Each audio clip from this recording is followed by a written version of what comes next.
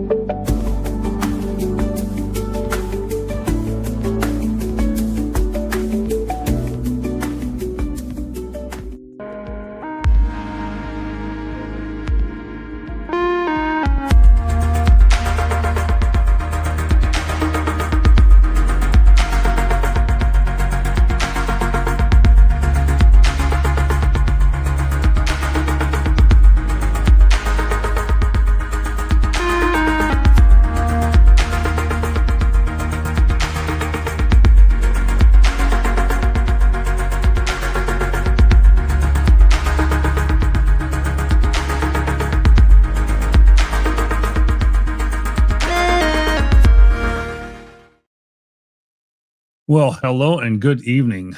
Thank you for joining us this evening. As I mentioned in the pre-show there, we do have a very special guest here this evening for talking about Bouvet Island. I think we're having a very exciting show.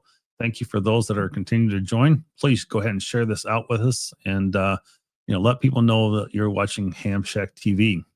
Well, with no further ado, let's go ahead and bring in our guest this evening and see what they got to say. We'll go ahead and bring the original host of the show back, Josh, AA4WX. Good evening, Josh.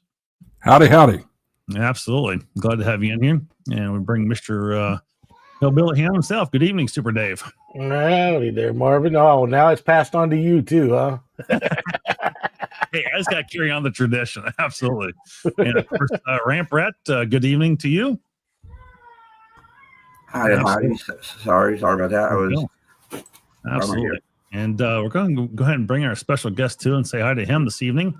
Bob, good evening. Good evening, Marv. How you doing? I'm good. Well, welcome. Well, hello all. Say good morning or good evening to those in the chat as well. Pepe is here. And we've got Chris Radio and Life. Thank you for showing up this evening as well. And K8KAZ Levi. Good to see you again here in the evening show as well. So, well, let's go start with Josh because I know he is a short timer this evening as he's going to be out and about, and that's why I'm the host this evening. And so let's get started with our weeks, kind of see how we were doing and what's going on with our, life in general and any ham radio projects or something you're working on. So, over to you. Well, good evening. Good evening, everybody. Welcome in. I know it's kind of weird having Marvin doing all the talking.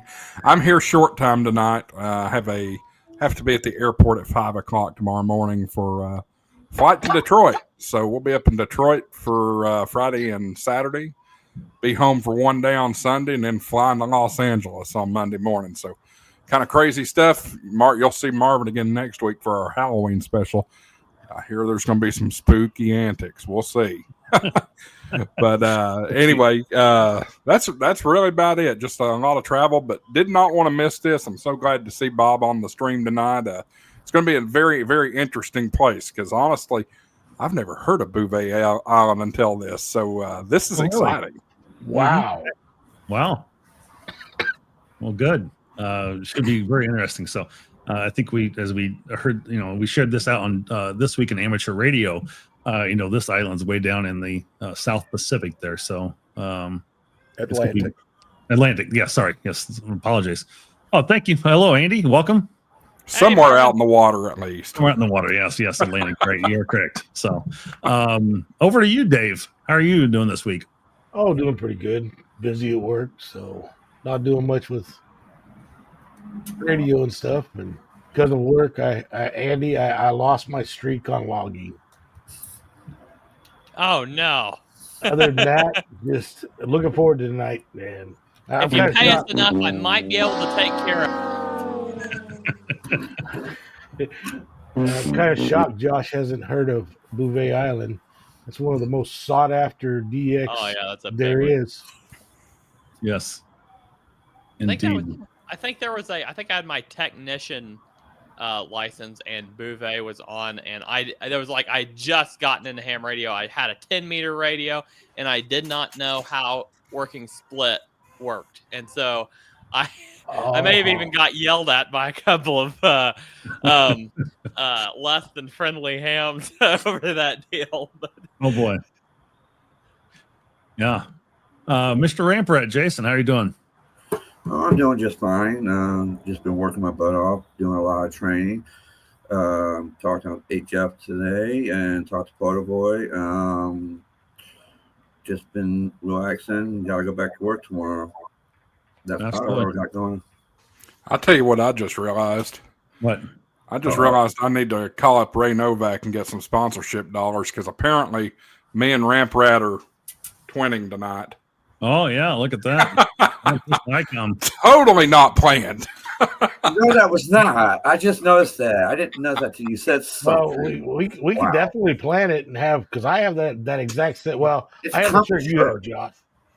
Oh. Do what, Dave? I have the shirt you have, the black camouflage. I love it. Not. This has nothing to do with Icon, but my gosh, it is the most comfortable T-shirt of all time. It is. Really? Something about that material is just. It is. It's almost like you're not wearing a shirt. It's so light and thin. It's wonderful. We are all glad you are. I just got one thing to say, Josh. Get out of my head, okay? This is a family show. Just remember that. Absolutely. So you did wear a tutu once. That is true. It's not Clubhouse. Got it. Well, Tortoise Overland, welcome. Good to see you this evening here. Working at Wally World this evening. So, anyway, glad you're joining in. Mr. Andy, World Radio League Product Manager this evening, or N0 API. Hey, I don't know. I am. Yes, I'm N0 APX always, but I am the World Radio League Product Manager. So great to see everybody. This week has been another crazy, intense week over at World Radio League as we continue to adapt to our new database. But every day we're just leaps and bounds closer. So we're just about to the point where we're going to start cranking out some new features, and we're really, really, really excited about it. So, if you spot any issues, please go report them. Let us know, because we're trying to keep quality top notch while also delivering on some fantastic new stuff. But our numbers are looking fantastic. I mean, we're getting hundreds of new users every week, and it's just it's really going really well. So we're thankful for that for sure. And we have a fantastic team put together, several developers, a large content team. We're cranking stuff out like crazy. So, well, good. That's always good. I mean, it is. You guys are making some amazing progress, and I know I even joined in on your live stream. Well, I usually do join in the live stream. I just don't always actually join in on the live stream and put in chat. But after using it this past weekend, I was a little frustrated. So I was like, I got to ask some questions. And then I was having some issues with my log and little things here and there. And so you were able to help me get those resolved to it, which I appreciate. Absolutely. Yeah. Most of these issues that are popping up are just all like front end stuff that it's like an edge case that we didn't realize was going on, or, just some users using it in a way that we didn't know they were going to do that, or, this and that kind of thing. And so whenever those pop up, we're able to catch them and nail them down right away. But they're getting much fewer and farther between by the day. Yeah, if you guys have not gone out and joined World Radio League yet, just even the free membership, to start using that logger, please go out and join them. But if you'd like to join into their VIP or their premium program, use the code HamShackTV for 10% off paid memberships. It's a great deal, and I know Josh will appreciate it. And, Hamshack TV 10. Oh, Hamshack TV 10. Thank you. Oh. Yep, sorry about that. Missed that one. But yeah, Hamshack TV 10. So is that also that same code work for Ham Radio Prep too? No, it is Hamshack TV. I've tried to unify, and Andy, you might can help on this. I don't know. I've tried to unify them. I've created the Hamshack TV coupon code in World Radio League, and it got rejected. Yeah, there's a weird thing with the two systems where we kind of have to split it up between two different codes due to the systems that we use on the processing end. So it's easier if we just set it up with two separate codes. So yeah, if you haven't reached out to World Radio, look at that, or go over and look at the phenomenal programs over at Ham Radio Prep. They have great programs over there. They really do. They got the newest satellite one, and Andy has kind of teased that there's another new program. Got something in the works, and it's really exciting. So stay tuned. Yeah. So if it was exciting as the intro video that they did for the teaser for the satellite stuff, and what that course consists of, then it will be incredible. So. Yeah, I will say, beginning of next year, or next year they're going to be releasing the new technician pool. So the beginning of next year, we're going to start working on an updated technician course. Nice. But in the meantime, until we get there, we've got another project going on that we're really excited about. So very cool. Well, I'm going to turn this over to Mr. Bob W9AP and ask him how his week is, and then release this over to you for tell us all about Bouvet and what it is. And I understand you have a presentation you want to share a little bit with us too. So I think that's why everybody's here. And thank you all for joining. There's a good group of us in here this evening watching. So thank you all for showing up. I see Gary in there and a couple others. So anyway, thank you again for being here. So Bob, the floor is yours, buddy. Hey, great. Thanks. Well, I would characterize my week as a little stressful, and for a couple of reasons.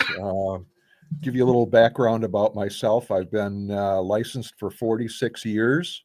My interests in ham radio center on DXing and almost exclusively there, but I also do tower installation and maintenance and that sort of thing. That's how Marv and I got together. I will say he did an excellent job on that too. And, there's always plenty in that area. I could be as busy as I would want to be. This week, I had hoped to be actually traveling and putting up a 70-foot Roan 65 in northeastern Wisconsin. And unfortunately, a couple of things got in the way of that. The other things that have been a little bit stressful, my life really revolves around two things: my family and ham radio and the things that I've talked about. So I am a team member on the Bouvet 3Y0 Kilo expedition. I'll be talking about that. I have a PowerPoint type presentation that we'll get to in just a couple of minutes. We've gone through a lot as a team thus far, and finally got the release to book some flights. So that's good to hear. I did the dance starting Tuesday night with United Airlines, and yesterday I spent 11 hours straight on a text with various United chat agents to try to straighten out a screw up. So suffice to say that was a little stressful. The other thing, and it relates directly to Bouvet, and I don't know how many of you are avid DXers, but there's some stuff in the news that I want to talk just a little bit about before I get into our presentation. Earlier this week, Krasse, K1LZ, who was a member of the 3Y0K team until the leadership team elected to inform him that he was no longer a part of the team for good and sufficient reasons, put out what he called an open letter to the DX community. And whenever there are disagreements, there's two sides to every story. Yeah. So I want to kind of try to take that head on because some of you may have some questions about that. About 3 hours ago, the 3Y0K leadership team that's comprised of Ken, LA7 GIA, Adrian KO8 SCA, Cesar, VE3LYC, I think, haven't got that one memorized, and Dennis, KT8X, released a press release. And I'd like to read that to you because I think it will give you some good background. It reads as follows. While an open letter circulates on the internet, we decided to respond in a different manner. It reads as follows. Hello? Sorry about that. That was me. Sorry, keep going. The 3 Right Yankee 0 Kilo team remains committed to activate Bouvet Island in 2026. Our project continues. It is on schedule as planned with a departure date of February 1st, 2026 from Cape Town. The team has a written contract that dictates how a shortfall in money will be handled. Multiple members defaulted on that agreement as they, for several months, were refusing to pay their share of the contractual obligations, exposing the team to a large financial risk, shortfall of funds, and potential cancellation of this and future DXpeditions. With a total budget of $1.7 million, where the team has already spent $1.1 million, the team has faced severe financial and contractual consequences. Almost all of our equipment, like radio and amplifiers, are generously loaned by our sponsors. And while antenna scope is important, it's a small cost in the total overall budget. To protect the interest of everyone involved, the current team members contributed an additional $150,000 of our personal funds to ensure the financial success of the DXpedition. The current team's commitment is exemplified through this additional contribution, as we have focused on avoiding a financial loss for everyone involved due to the breach of contract by former members. Our focus is now solely on Cape Town logistics and operations to support the February 1st departure date. We are booking flights and working with local stakeholders to ensure a successful start. The team has a good spirit and work well towards a common goal while we want to enjoy this DXpedition. Team spirit is everything when you want to get to the most remote island on the planet. We continue our plan to set up and operate 2 operating camps on Bouvet, with 1 camp focused on North America. Camp locations will be dictated by final conditions and a survey upon arrival, keeping in mind that safety must always come first. The leadership group interviewed 4 medical doctors interested in supporting the DXpedition, and the team doctor will be announced in due course. Wow. Our priority remains to ensure the success of the project. The team continues to focus on complex logistics necessary for a successful DXpedition, and we thank the DX community for their continued support. So, before or as I kick off and get into the presentation, one of the things that I've learned both as a DXer and as a DXpeditioner is there are some pretty vital elements to a successful DXpedition. There's really only 2 in terms of what you can control. Number 1 is that you have a cohesive team that plays well together, is respectful, and when the brown stuff hits the fan, is ready to pull together to be able to get the job done. The other is that there is a clear leadership line, and you know who's in command, because there's lots of stuff to do, and there's lots of stuff that can go wrong. I will tell you that one of my reasons, and I'm kind of broaching on the presentation that I'll be doing in a second, one of my reasons for wanting to join the DXpedition to Bouvet is that I really like adventure. If you looked at my hobbies, I mean, there aren't a lot of guys that'll climb 100 to 500 foot tall antenna towers and hang hardline and antennas and so forth. So that's my my risky part of ham radio. I'm a Harley rider, so there is a little bit of risk in that. Hopefully not too much. The other thing is, as was noted in the PR release, is that Bouvet is a lightning rod. It's a lightning rod for all sorts of stuff.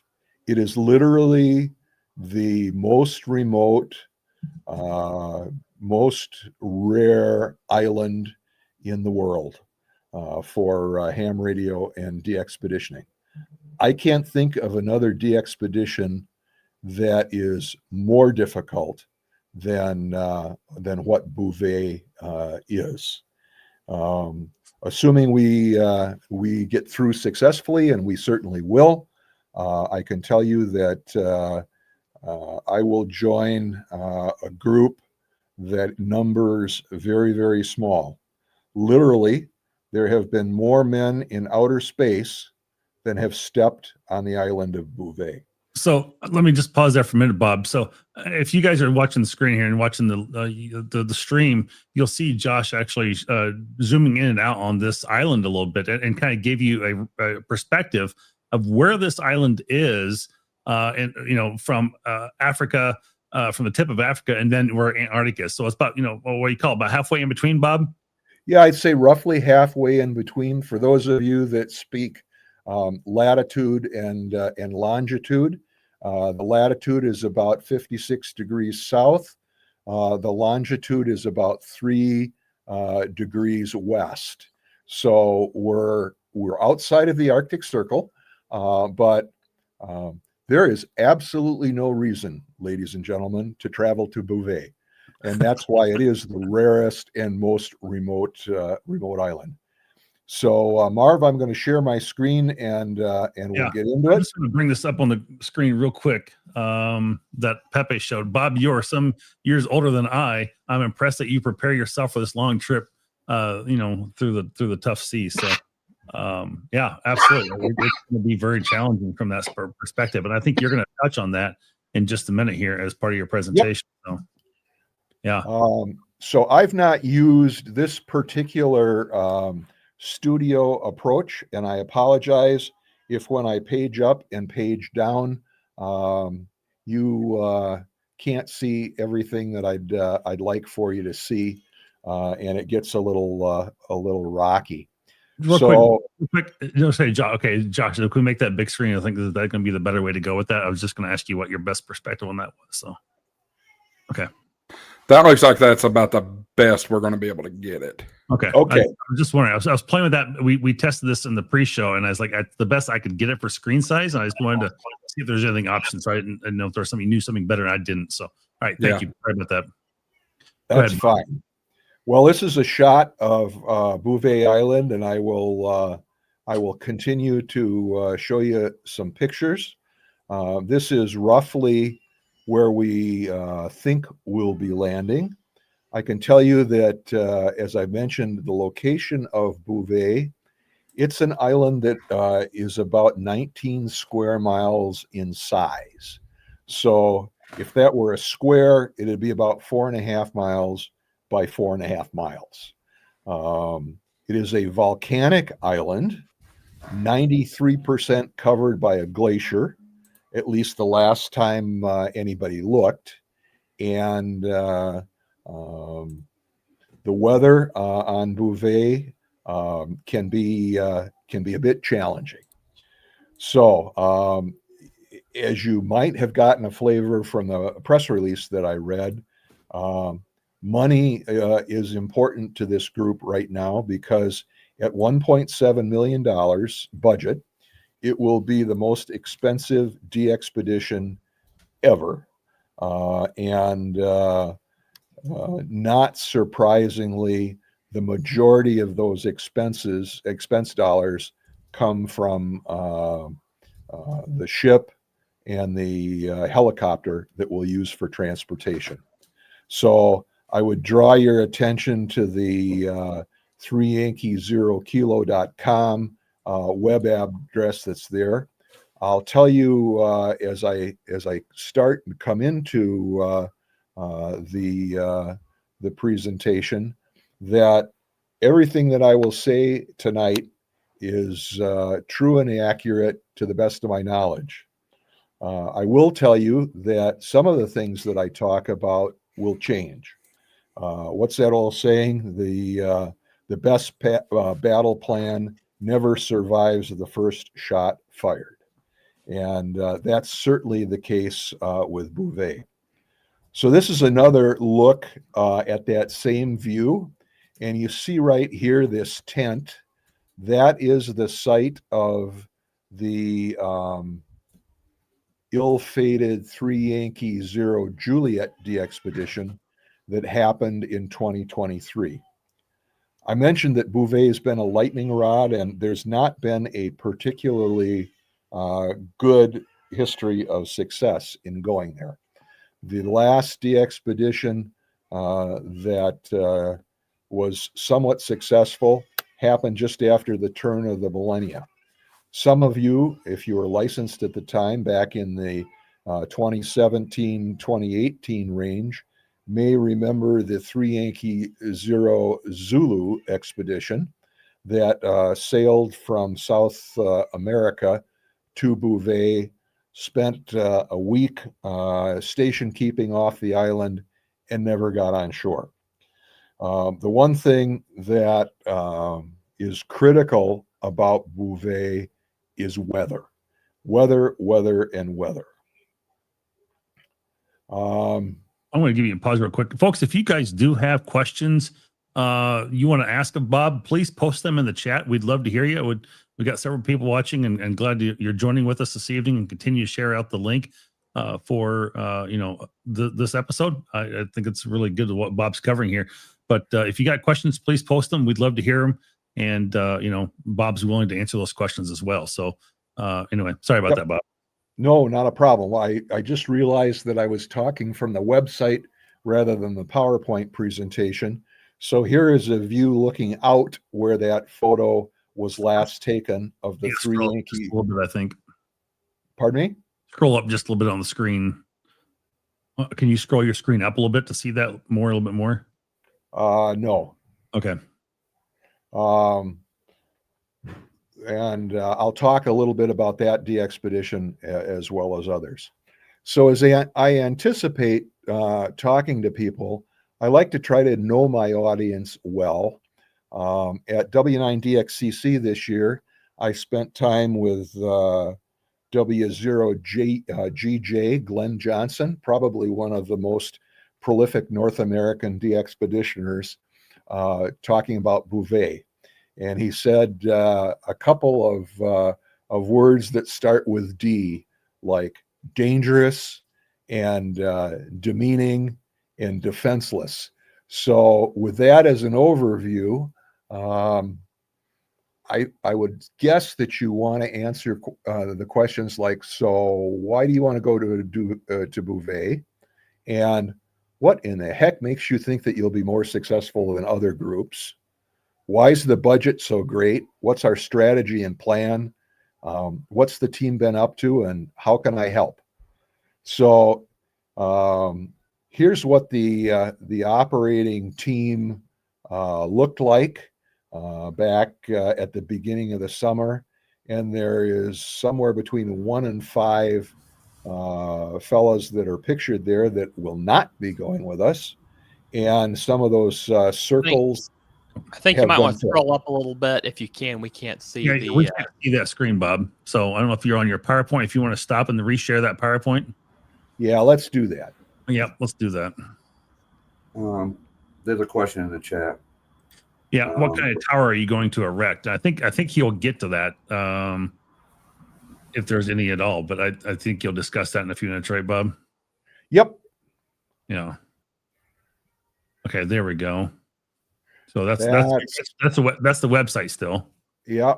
So I'm going back. There we go. I may have to stop screen sharing. Stop screen. And we'll go back in and share screen. And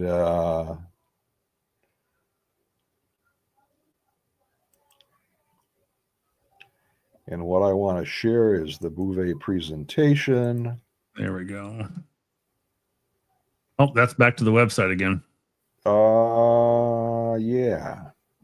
Well, why is that? It's all right. It's all Sorry, good. I'm a PowerPoint guy. I'm not a Live stream. studio live stream guy.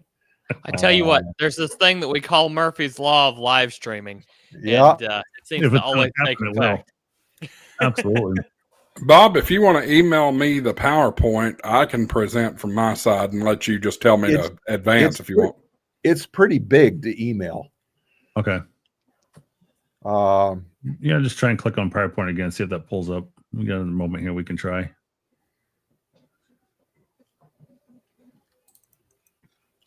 So yeah, folks, thank you got several of you guys joining in here this evening. So we got a great crowd joining us. So thank you for joining us while Bob's getting that presentation put together again with getting it, presented for you. But yeah, I think, if you guys want to go out and visit 3yok.com, we'll give you a little bit more information about the Bouvet Island DXpedition. Oh, I think Bob's got that stage now.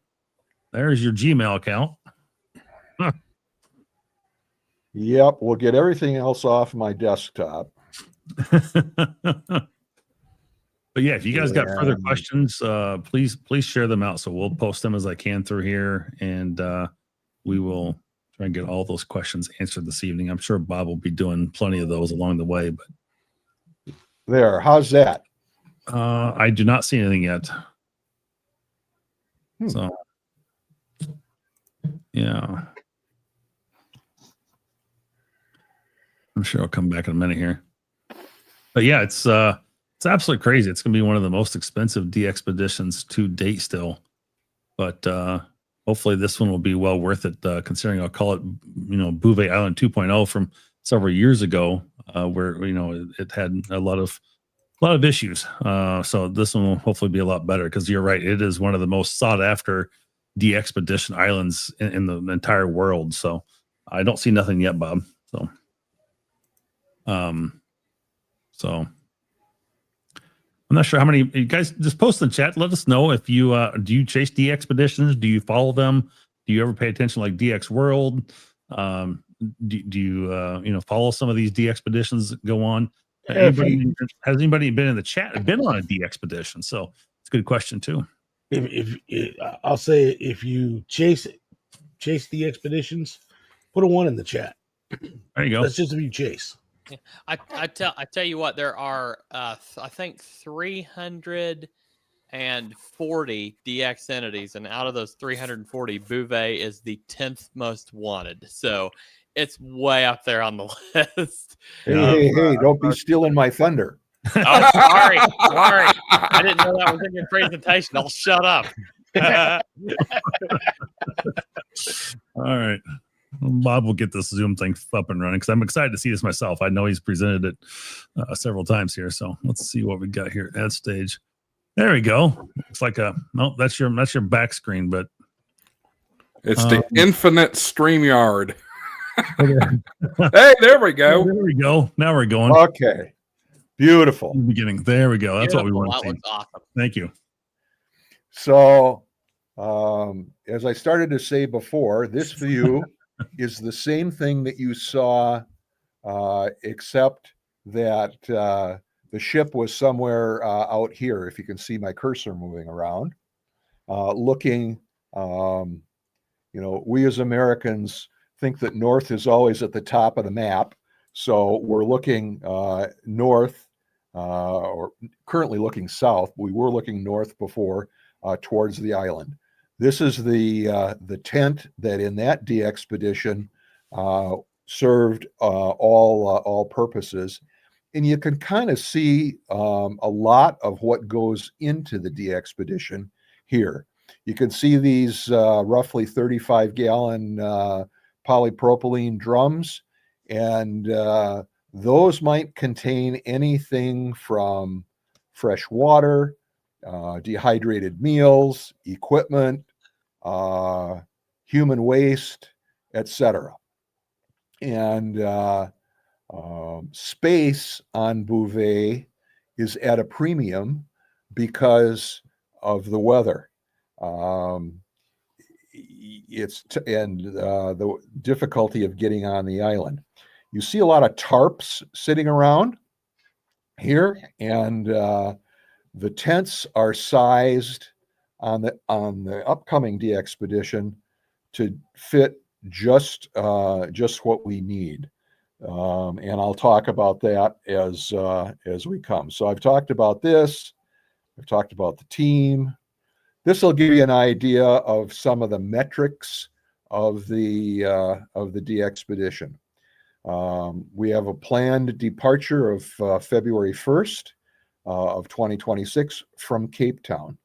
The DXpedition team is a worldwide team.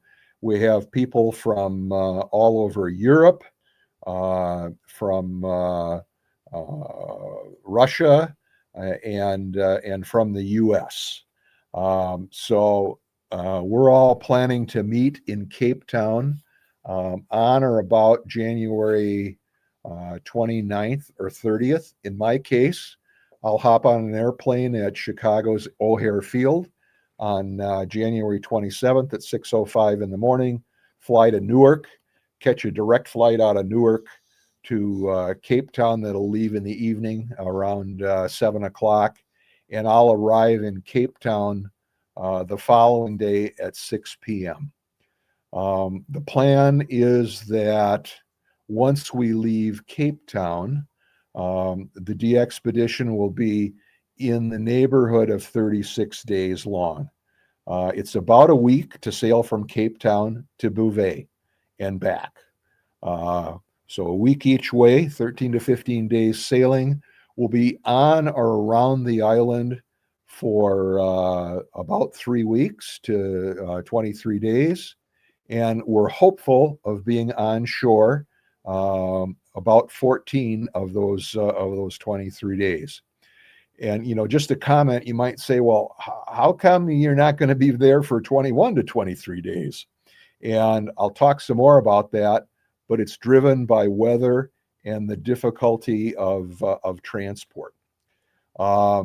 This is the vessel. I don't know that it's actually going to be this particular vessel. This is one of two that a company called Ice Tugs, who is headquartered out of Iceland, has contracted with us to supply. They have extensive experience. They've done just about everything: camps, expeditions, rescues, cargo for resupplies, and so forth. And their primary experience is in Arctic-like conditions.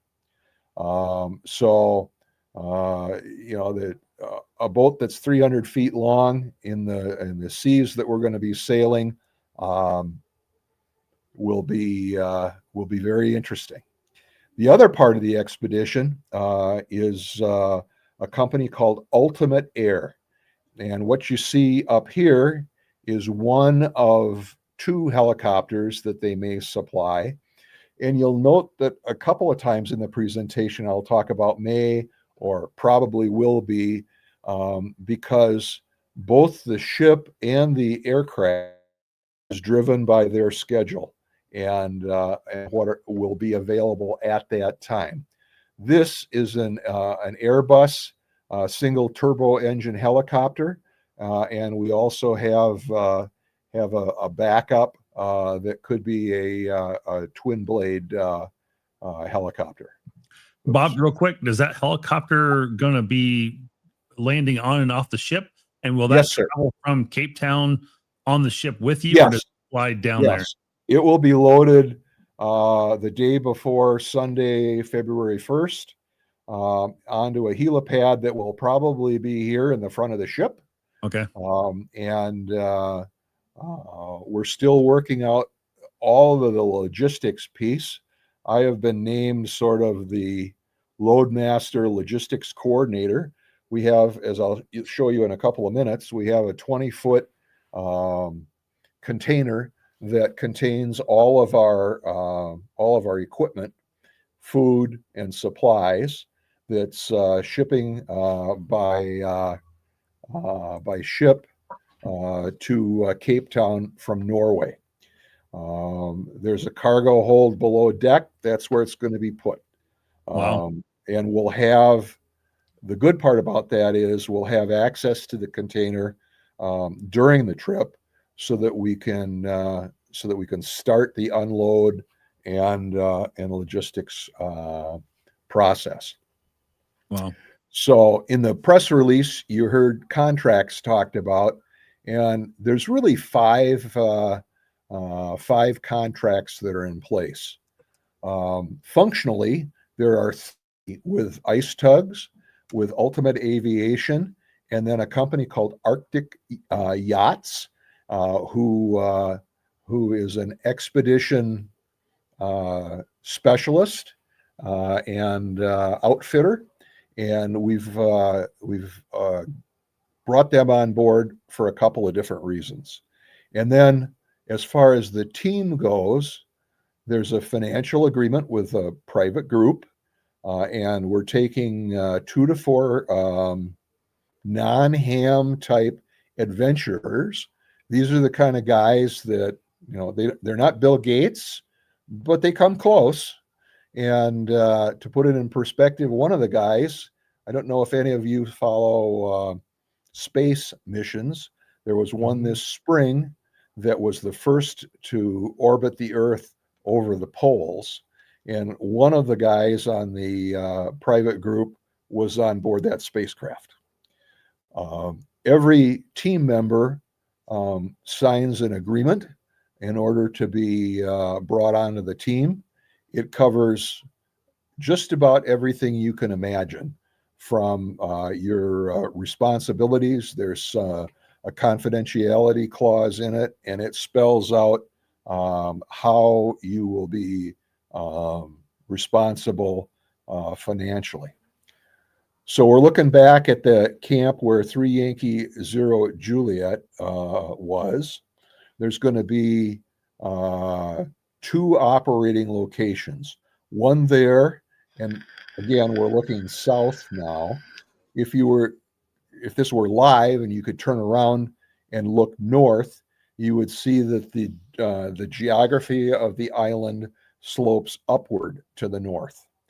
Each operating position will have an operating tent that will house 6 operators and 6 complete stations. There will be a sleeping tent, and then a community tent where meals will be prepared. Those that aren't operating will have a place to gather there. We're also going to do a little bit of operating from there.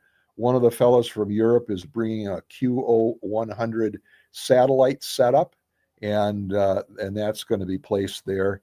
And then each operating location will have its own open air sanitary facility. Whoops.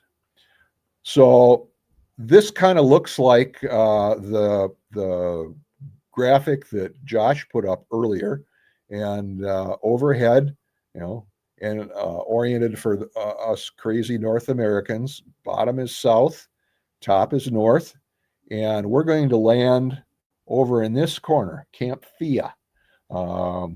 And essentially that's a strip here that is unglaciated.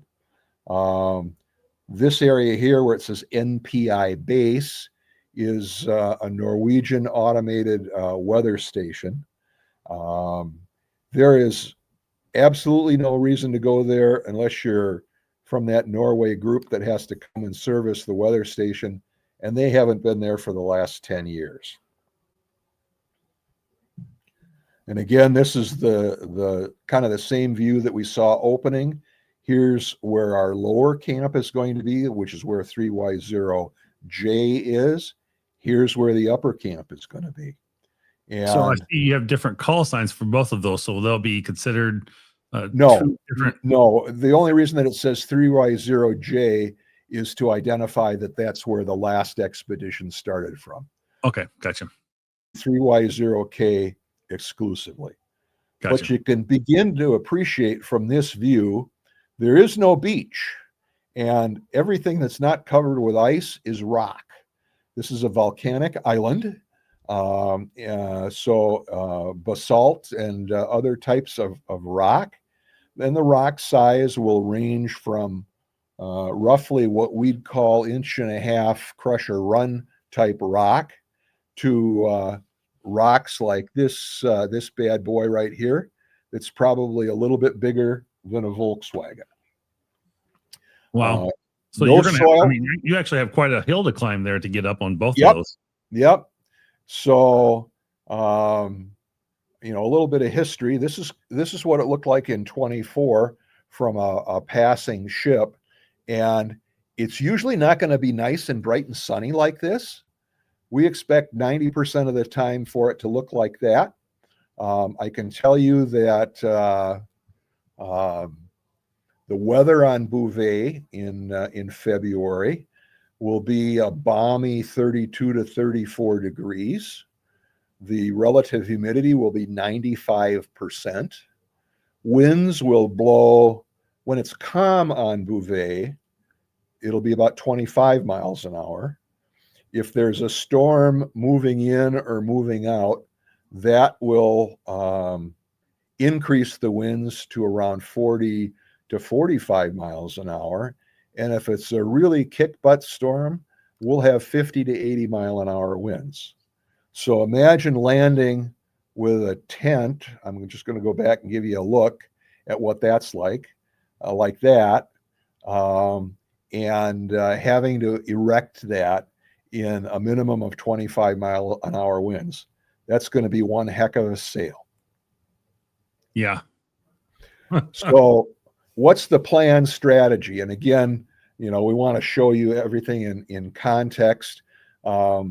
The lower 3 Yankee 0 Juliet location will be sort of rest of world. It will have the best of the antennas that we're bringing.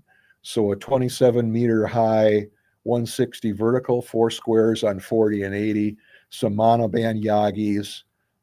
There will be a focus on low band, high power.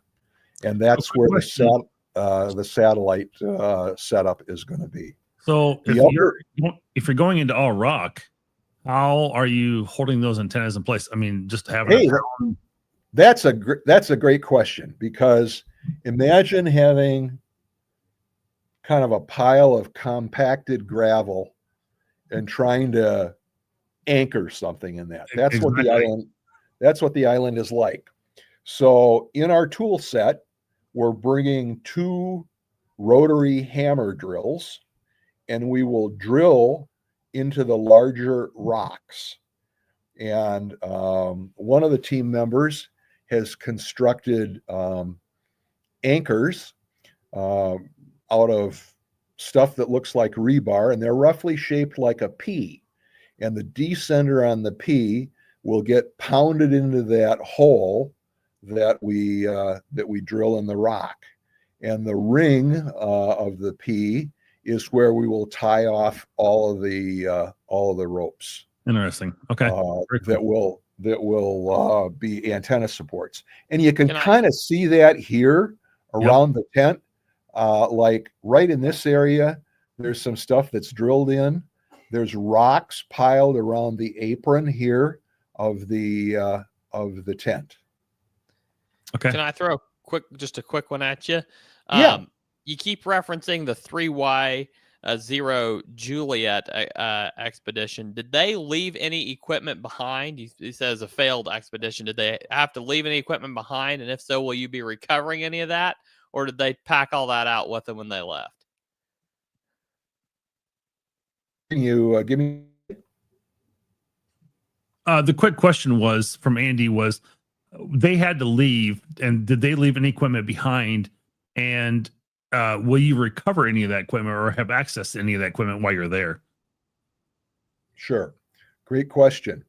Bouvet is a national treasure for Norway. I have a tough time believing that it's a treasure, but it is that. And it is the equivalent of one of our federal wilderness park areas. The only life that's there are seals, sea lions, and penguins. There are no other birds, and there's no other type of animal. As such, everything that we bring on to the island has to come off of the island. There's nothing left there from 3Y0J, and literally, we will not be making any yellow snow while we're on the island. Everything comes off. Wow. The equipment that was used on 3Y0J has all been reclaimed, dispersed, returned, etc. I talked at the onset a little bit about the difficulty, and for those of you that aren't up on 3 Yankee 0 Juliet, one of the things that I'll say, I talked about the winds, and there's a lot of open sea to the east of Bouvet, like all the way to the tip of South America. So those waves in that kind of wind have an opportunity to build up to be pretty large. We're expecting in stormy conditions, pre-storm, post-storm, the waves will be 10 feet-ish. If we sail through a storm to get to the island, they could be 20 to 50 feet tall, depending on the severity of the storm. There's a reef formation around the island, and if you know what happens with a reef, the waves hit it and it gets even more turbulent. So 3 Yankee 0 Juliet set up offshore, set their boat up offshore. They tried to land with Zodiac rafts. Some of those got overturned, and it was not a reliable method of putting men and equipment on shore. You remember earlier I talked about the expedition company that we had hired, and they're there for a number of reasons, one of which is to help us safely get onto the island. And in 2023, Peter, who's the principal of the Arctic Yacht Group, hopped into a Zodiac off of the ship, got into just about where the reef started, dropped a buoy, and made it on shore, pulling a half-inch type nylon line and securing it on the beach. Everybody that landed on that island got into environmental dry suits and hopped into the water and essentially swam and pulled their way along that guideline. Wow. All of the baggage, if you want to call it that, the personal gear, was stowed in waterproof duffel bags, and everything that you see in front of you here in this shot was floated in. In the case of the red Honda generator that you see, it was in what they call a Hypalon bag. Hypalon is a synthetic rubberized fabric that you would see used in racing sails. So, a lot of people were disappointed with that DXpedition. And as a DXpeditioner, I will tell you, for us, it's all about rate. The objective is to make the greatest number of QSOs possible and hopefully hand out all-time new ones to hams that need it.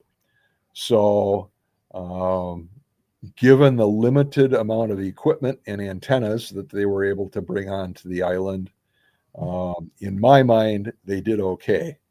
And to the naysayers, I would say, pony up your own money and go there. So the upper camp will look a lot like the lower camp. except the antennas will be a little bit different. Single element verticals. We'll have some monobanders and some duo banders. And the masts that we use to support the antennas in the northern camp will be just a little bit taller. Each location will have 2 full power amplifiers, and the rest will be 500 watt type amplifiers. And the expectation is that we will have propagation allowing. We'll have 6 radios on from each operation, and we will have 2 to 3 signals out per band, and we'll be operating multi-band. So the equipment that we're taking, hats off to ICOM. They supplied us with a dozen 7610 radios. ACOM supplied the amplifiers. We've purchased 10 Honda EU30IS generators. Those are 3,000 watt generators, and everything on the island will be the European 240 volt standard. We have an ICOM 9700 and a Heberling to do QO100 and other satellite operations. The Yagi antennas from 10 through 20 were hand fabricated. They're beefed up versions of what is used in the WRTC competition, designed to handle the wind that we're going to be seeing. And the 80 and 40 meter four squares and the low band verticals are all essentially spider beam type poles, appropriately rigged. So the concerns, what would concern you going on this thing? And I've hit it a couple of times: weather, weather, and weather. It's tough to get on the island, and that's why the plan A, and yes, there's a plan B, a plan C, and likely a plan D. But plan A has us landing on the island with the helicopter. To put it in perspective, to load a Zodiac at the ship, have it make its way onto shore, unload it, and get it back takes about 2 hours. We expect to be able to turn a round trip with the helicopters in 15 to 20 minutes. So that's the driver for the cost associated with that. It's not that we don't want to swim, although I've got to say that's a really, really risky thing. How many of you would want to dive into 28-degree water? I think the biggest question for using the helicopter is going to be the weather status and the wind at the time, right? I mean, whether you can actually deploy that or not. Yep, that is an issue, and the weather patterns on Bouvet are such that I'll say a new storm rolls in every 2 to 3. There is a calm before the storm, and there is a calm after the storm. Those calm periods can be between 2 and 8 hours. So it's not like we're just going to park the ship offshore and right away we're going to be able to start landing on the island. Thought I was going to sneeze. The first thing that will happen when the helicopter can fly is we'll put up 4 or 5 men in the helicopter, circle the island, hover fairly low, and do a survey to make sure that the area that we think we're going to operate in is actually where we're going to operate. And I've been named the Loadmaster logistics coordinator for getting the gear on and offshore. A 20-foot container holds a lot of stuff, and the task essentially is to move the right equipment in the priority order that is needed onto the island in as short a time as possible. So we'll pre-build loads and so forth. And the first stuff that'll come on will be what you need for survival, shelter, food, and water. If anyone's wondering, no, there isn't any heat. We don't have anything that is combustible, and we won't be running the power and using a significant amount of fuel to heat any of the tents. The second concern is remoteness, and there are a couple of issues there. It's in the middle of nowhere. There is no white knight on the horizon. If somebody gets injured, has a heart attack, whatever, it's up to our group to deal with that. And the bias, obviously, is going to be to stay there the full time, given what's been spent. The other element of remoteness is, even though I'm going to be there with 20 or more of my soon-to-be best friends, it's damned remote. Imagine being away from your home, your family, your wife, your job, all the things that are routine to you and that you value, and it will be all different. We will have Starlink internet service, but there isn't going to be a lot of time for us to be emailing and chatting with friends and family. And of course, the last concern is propagation, and that's something that we don't control. We'll just have to make the best of. Oops, there we go. This slide is not intended for you to read, just to give you an idea of some of the issues and preparedness for the expedition. I've talked about communication, equipment, and supplies. I mean, our meals will be the finest gourmet MREs that are known to man. They all originate from Norway. In the May workshop, when I was in Oslo, we each got to sample those. My meal was reindeer stew. And I will say the good news is that it will keep you alive. The bad news is it will keep you alive. It doesn't taste like anything. You guys that have been in the military, I'm sure, are just chuckling now. Now, my question is, anybody that's eating an MRE knows what you're talking about. Yes, absolutely. My dad would go to National Guard camp, bring a whole box of them home because they were so terrible. But we loved them. The big question I have is, we're getting pretty close to Christmas. How would Santa feel about eating reindeer? Well, I will say, I've been to Oslo twice. There have been 3 team workshops in Oslo. I didn't go to the last one because it was the same weekend as W9DXCC, and I thought it would be poor form as chairman to not be there. But I speak from experience, and those were great sessions. I will say that the diet, the range of things that you eat in Norway is different than what we eat here. The first workshop, we went to a genuine Norwegian restaurant, and I had what is called a Taste of Norway. And that was comprised of reindeer, moose, and whale. And, not your average fare. So my hope is that Santa will excuse us. So what's the budget? And, what's all this talk about $1.7 million? Well, you can see the vessel, helicopter, and the expedition group is about $1.5 million of $1.7 million. The equipment and logistics, about $180K. And when I say equipment, that's not radios, that's not antennas, and that's not amplifiers.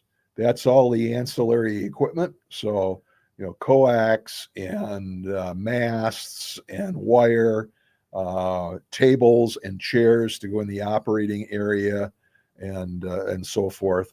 And the logistics contract isn't very big for the Arctic Expedition Group, but the freight is not trivial to ship a 20-foot container. There's $50K allocated for contingencies. We have to buy some stuff in Cape Town that couldn't be shipped, and stuff happens. So as a result, there will be, I'm sure, some unbudgeted expenses. The leadership team for this group and the expanded leadership team is also planning to travel to Peter 1 in 2027. And we looked at the possible synergies in terms of the equipment and so forth that can be shared. And we essentially have moved $30,000 of cost out and onto the Peter 1 budget because they'll be using that equipment. We'll have paid for it, so we're kind of cost sharing back and forth. So a total of 1.7, and I can tell you, the vessel and the helicopter pricing is fixed, but everything else that you see here will be somewhat variable. So our supporters, I just can't say enough about NCDXF, the Northern California DX Foundation. They started us out with a $100,000 seed grant that was had no strings attached, and then they followed up with a $100,000 grant that was aimed at non-North American contributors. And the deal was that that $100,000 grant is matching funds. So every $100 that somebody gives gets matched. Sadly, and those of you that are DXpeditioners or DXers will smile when I say North America usually pays the preponderance of the costs. We're only at about 50% of that right now, and we're hoping to build. The private group, a significant percentage of the budget, and then we have some corporate sponsors. So here you see the foundations that have given us some money. These are the equipment sponsors. RF Power pulled out in the Dayton timeframe, and AECOM stepped up. DX Engineering, as always, has donated the preponderance of the equipment, coax, and so forth that we'll be using. This will give you an idea of some other corporate sponsors, DX World and Daily DX from the DX Bulletin perspective, as well as Echo Alpha 1 Charlie Sugar. SQ1K, Bart runs an embroidery business, and he is the one that's authorized to do the teamwear, so shirts and hats and so forth. And Spider Beam has given and sold at a discount a number of their poles. Post the workshop that was held in Oslo over our Labor Day weekend, which was the last one that I went to, the team made a decision that we had to fill in with some ancillary antennas for a variety of reasons. And some of those will be wires.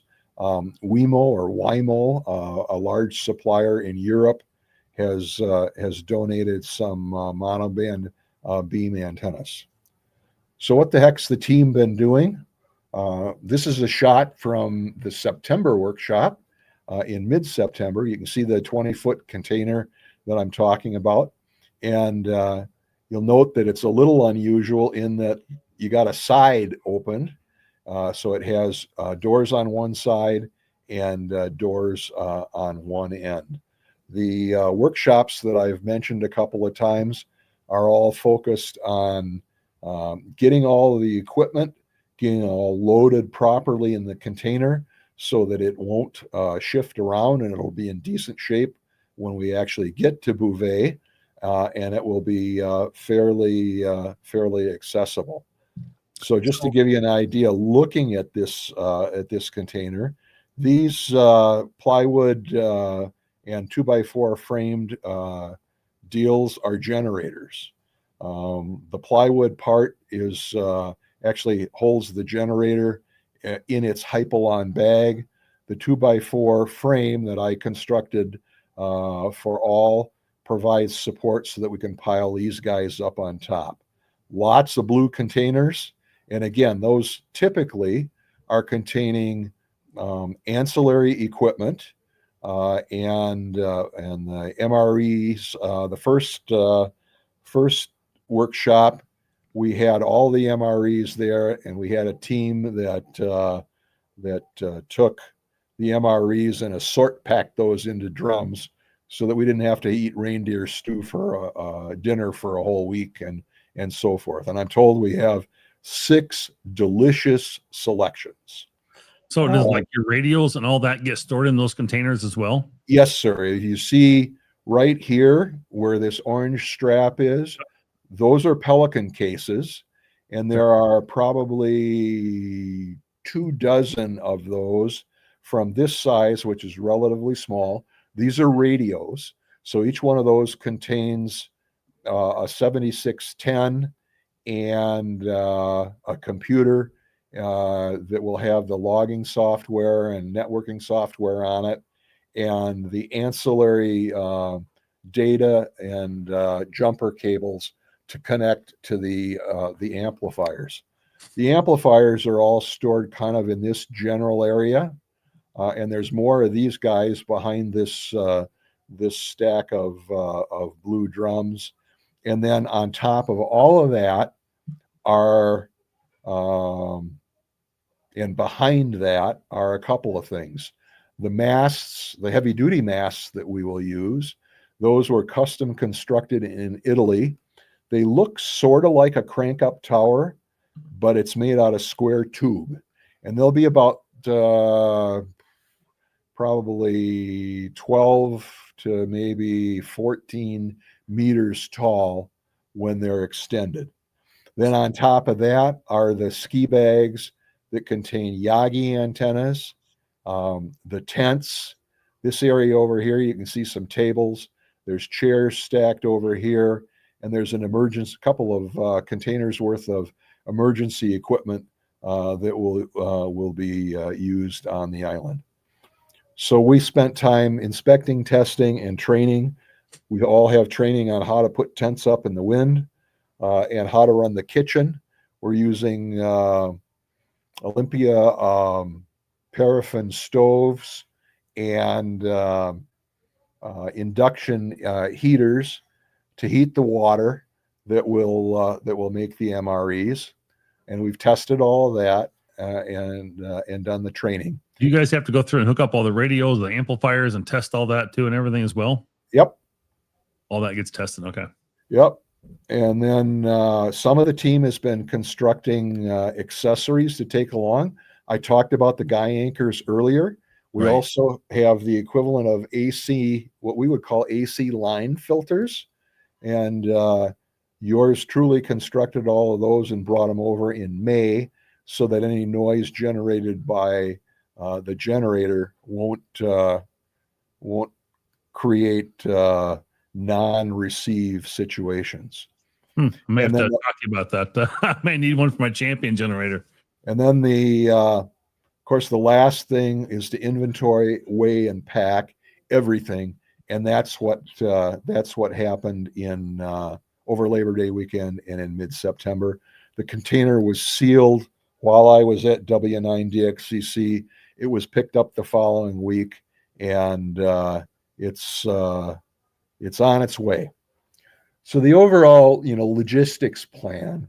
I talked a little bit about the leadership team, And the leadership team, or the main guy of the leadership team, is Ken Opskar, LA7GIA, and he lives in the Oslo, Norway area.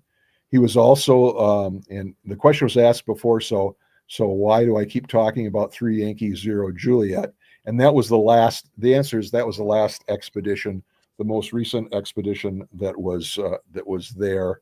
And the leadership group of that expedition fundamentally is 3/4 of our leadership group. Both Ken, Cesar from Canada, and Adrian from the US were all on that DXpedition.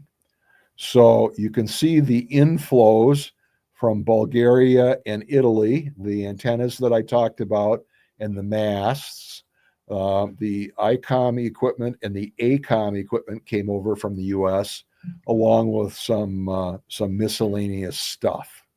So that container that I said that was shipped is probably right about here right now, and it's got to make it down to Cape Town by December. Wow. We will fly in from our various locations, and we'll be there for 2 days prior to sailing to load the container, acquire some other stuff that we need, etc. There will also be the better part of a day of training, safety training for the trip on the ship, and the emergency suits that we may have to wear if there's anything that goes south. And as I talked about before, February 1st, we go down to Bouvet. The end of February, early March, we come back into Cape Town, and the preponderance of the team will be leaving Cape Town on either March 9th or 10th. So it's one of those things you mentioned earlier that you're going to be down there in March, and you kind of gave some temperatures and some of the winds and stuff like that. And I don't know if people realize, but that is like their summer. That's best. Their summer. That is their That's summer. That is the best you're going to get for your temperatures and your winds coming through and storms and stuff. So yeah, I mean you're going at the best optimal time of year in that area, and it's still very dangerous and maybe I don't know if I call it death defying, but it could be. Well, the reality is, and I kind of touched on it. There's no white knight. There's nobody that can fly a medevac in. Yeah, Coast Guard is not going to save you. The Navy is not going to come and pick us up off the island, and so forth. And there's probably a 5% chance individually that you may not make it back alive, because there is that degree of danger. We're not going to be on any of the glaciers for 2 reasons. We're strongly discouraged from doing that from the permitting people, and the glaciers are dangerous. There are huge crevasses, and if you slide down one of those babies, it's going to be darn tough to get you out. Yeah, you're gonna put your head between your legs and kiss your butt goodbye, because that's about it. You're going to go right into that water, and you're not going to survive long. Not 28 degrees or colder. So at the close of the DXpedition, that container will be repacked. While we're on the ship, we'll have to take all of the outdoor equipment, the antennas, the masts, coax, all of the stuff out of the container.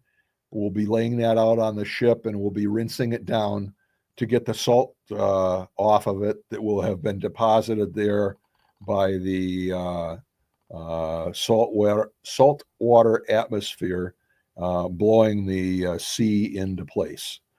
Then it'll all get loaded back, and according to this red line, it's going to come back into Texas, and there everything will get pulled out and inspected again, anything that is reconditionable and needs it, it'll be done, and then it'll get repacked for shipment next fall along this red line down. This shows like we're going to the Falkland Islands. We're not. That was one of the possibilities for departure for Peter 1, but we're actually going to the tip of South America, and then we'll sail down to Peter 1. At the end of the Peter 1D expedition, that container will come back to Norway, and the members will go back to South America to go home. The team has purchased that container. We own it. And as Americans, we sometimes get upset with our government about taxes and so forth. For those of you that haven't been to Europe, you ain't seen nothing yet. They have a value-added tax on everything that gets imported. So that's about 30% of the value. Wow. So we have paid that on everything that came into Norway. It's budgeted, and when the stuff shipped out of Norway, we applied to get those taxes back. But ultimately, if that container and the equipment doesn't come back into Norway, financially, there's going to be some issues. So just a little bit about Peter 1, kind of the same plan. This is what Peter 1 looks like, and you don't see any open area. It's all hard pack and glacier, which is what makes getting on the island a little more difficult. And you can see the thickness of that snow and ice, as well as the sheer faces, and that's what drives us to use helicopters there. Actually, the landing conditions are a little bit better in terms of the sea. Not much, but a little bit. I was going to say, I mean, if you can't use a helicopter because of weather to even get on the island or whatever, I mean, trying to climb up that, I mean, it's how do you even get past all that snowpack? I mean, we're about falling off and everything else as you're trying to get onto the island, you know? It's not for the faint of heart. No, absolutely not. I mean, there is a plan, and that again is where the expedition guide group, there's going to be two fellows, Peter and another guy that I met in August, September. Peter is a real true expeditioner, and his partner plays around climbing on ice and climbing mountains. Wow. So they will provide the equipment and the engineering to get us on should the helicopters not work. You'll notice I've said helicopters. Yeah. Because as a condition of our landing permit, we have to take two. And that's why the budget for this one is essentially $1.9 million. Wow. So same general number of operators. The same private group is also planning on going with us to Peter 1. That's actually where they want to go. Bouvet is kind of a trial run for them. So that private group is pretty important to us. Absolutely. Wow. So by way of wrap up, I warned you at the beginning, it's all about money and rate. And I would love it if either as your local clubs or you as individuals would make some donation to us. Go on to 3yankee0kilo.com. You can donate via PayPal or there's a secure credit card app. So with that, that's what I had to talk about tonight. But now to the most exciting part. Those of you that want to ask questions, fire away.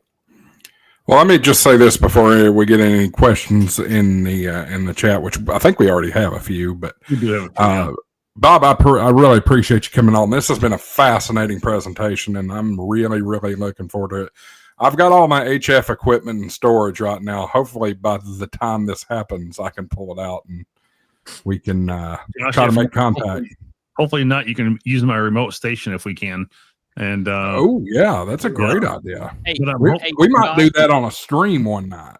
Oh, that'd be cool. We could do that one night. But Josh, your audio is just a little high, and you're clipping a little bit on the audio there. Just I'm probably eating the mic, but I do want to say if we do receive any super chats tonight, I will be forwarding those, at least the proceeds for them, less the YouTube fees, directly to this team. So if you feel the need to do that, please do. I will forward those to the team. But however, I still would suggest you follow the way Bob just recommended a minute ago to donate directly to the team. And yeah, they could use your help, guys. So yep, be generous. Every little bit helps.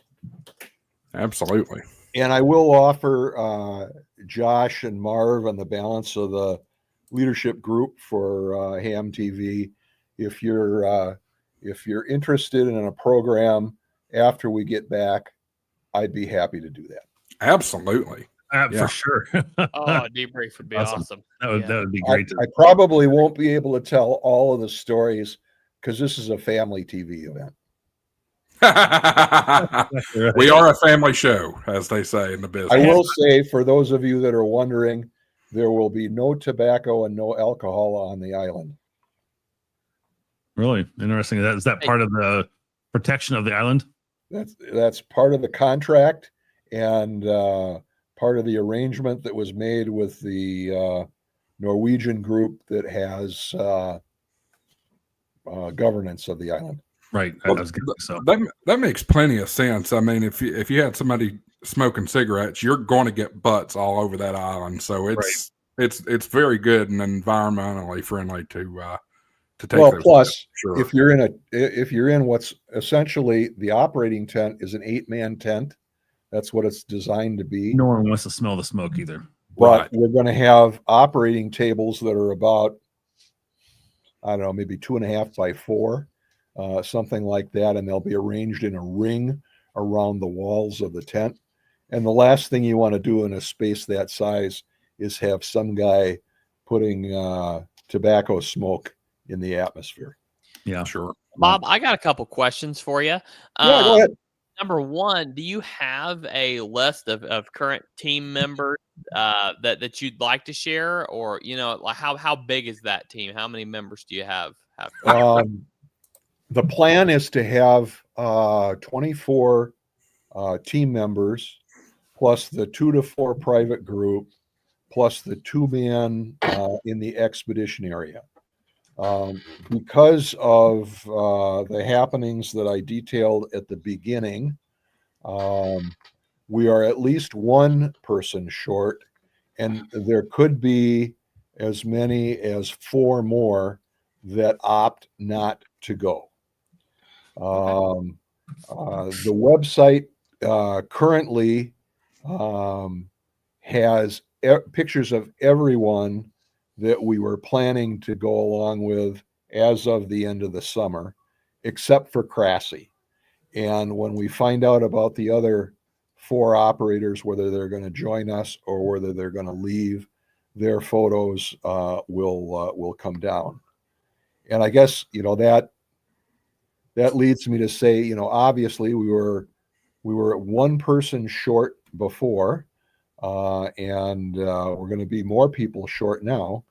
So if any of you all are interested, after I've made it look so appealing, and you want to go on the DXpedition, get in touch with me. We'll talk a little bit more, and I'll send you on to Cesar, who's the leadership person that's tasked with vetting new members.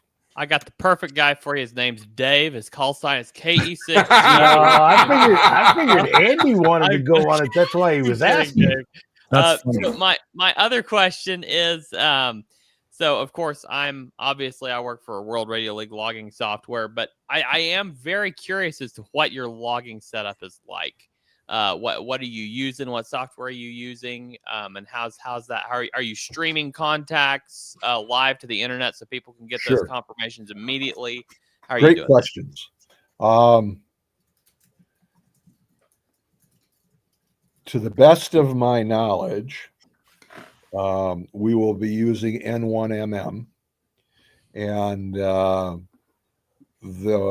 each computer at each station, I believe, will be networked or linked.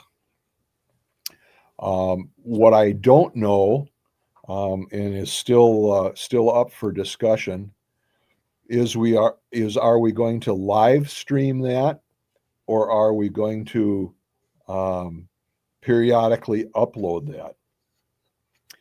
I will say my clear preference, having been on the expedition side of the pileup, would be that we live stream, because it gives you instant gratification. You get all the guys that normally would make half a dozen insurance contacts, and at least the responsible ones won't do that. Yeah. However, Yeah.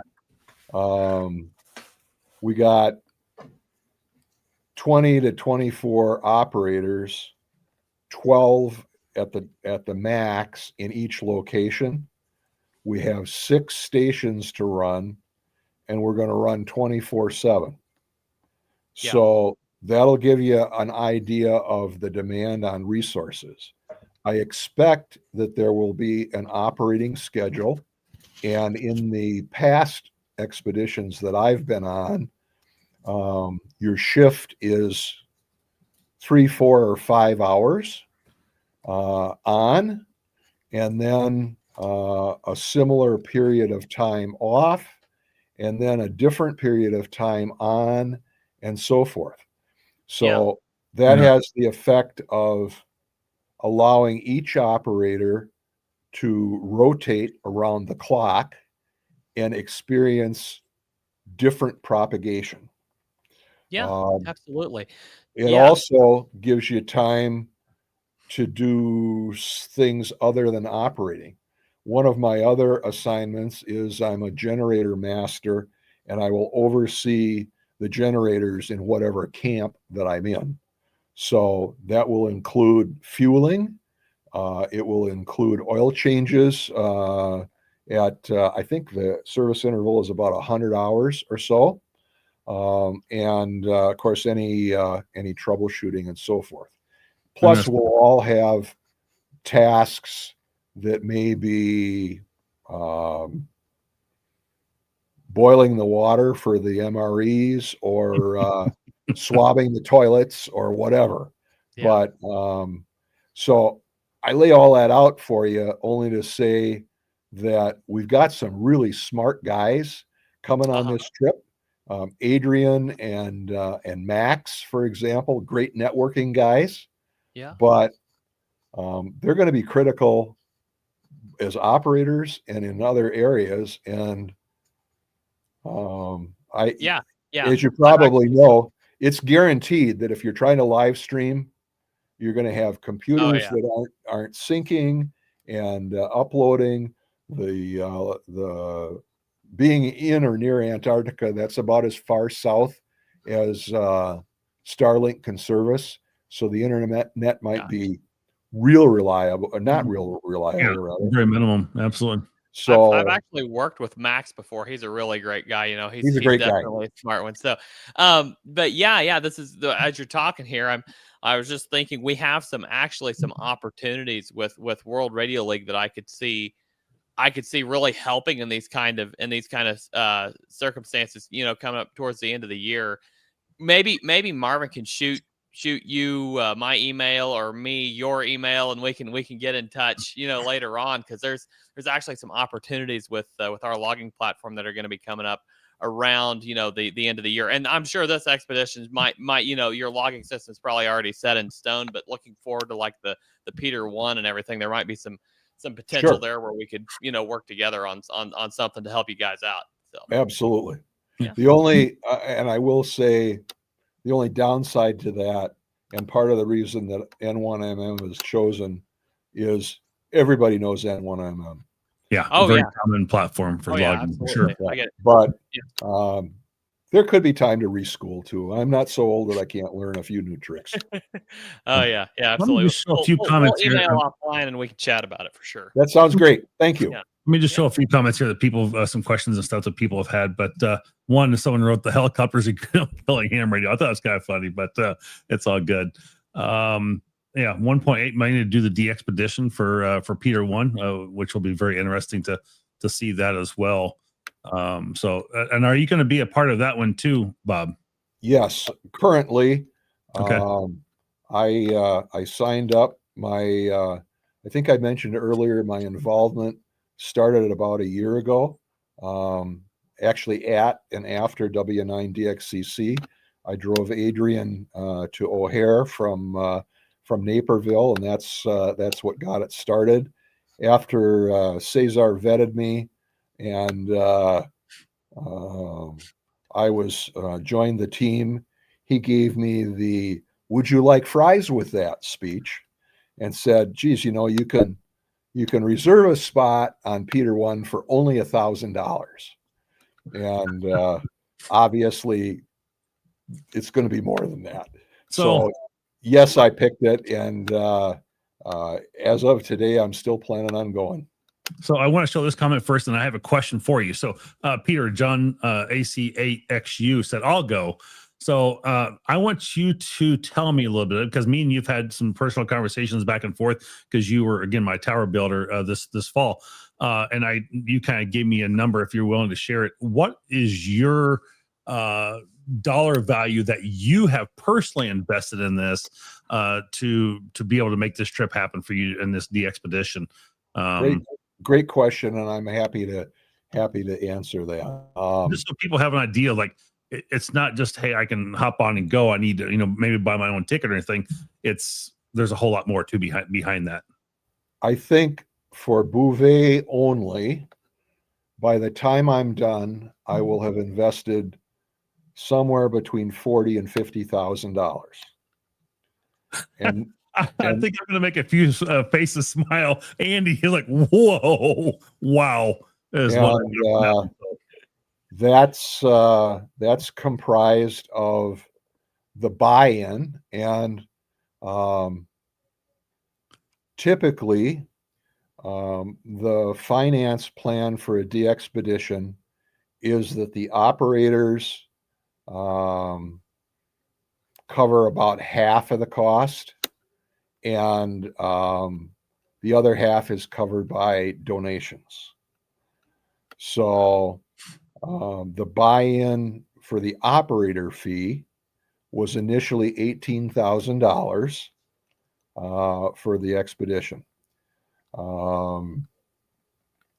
In the summer, when we recognized that there were some cash flow or cash influx shortfalls,